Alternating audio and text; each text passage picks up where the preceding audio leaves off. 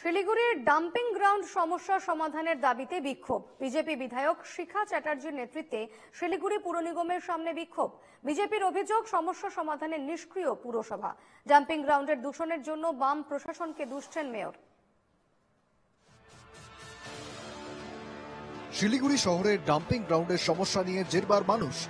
Dumping ground থেকে নির্গত ধোঁয়া ও গন্ধে এলাকার পরিবেশ দূষিত হচ্ছে বলে অভিযোগ। ডাম্পিং গ্রাউন্ডের দূষণ শহরবাসীর উদ্বেগের কারণ হয়ে উঠেছে। অভিযোগ, পুরসভা ও মেয়রকে বারবার জানিয়েও সমস্যার সমাধান হয়নি।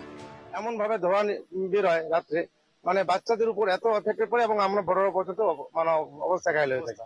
চোখ মুখ জ্বালা করছে, না খেতে পারছি, বাচ্চারা মানে বমি পর্যন্ত করে দিচ্ছে, এমন পরিস্থিতি। কে বা কারা ওখান থেকে ধোঁয়া, এখান থেকে আশেপাশের লোকজন থাকতে পারতেছে না, এটাই আমাদের বহুত দিন থেকে কমপ্লেন, কিন্তু কোনো কাজ হচ্ছে না। আমরা চাইছি যে এখান থেকে ডাম্পিং গ্রাউন্ড যদি অন্য জায়গায় কোনো জায়গায় সরানোর ব্যবস্থা করে, সেটা নিয়ে স্থানীয় প্রশাসনকে বারবার জানিয়েও কোনো কার্যকরী ব্যবস্থা না নেওয়ায় সোমবার শিলিগুড়ি পুর নিগমের সামনে বিক্ষোভ দেখায় বিজেপি।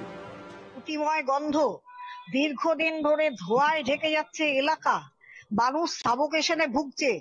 কোনো মানুষের এরম দুরবস্থা হচ্ছে, তাদেরকে নিয়ে গিয়ে নার্সিং হোমে ভর্তি করানো হচ্ছে, অথচ দীর্ঘদিন এখানে জানানো সত্ত্বেও সেটা সরানো তো দূরের কথা, সেই জায়গায় শুনি বড় বড় প্রসেসিং হচ্ছে।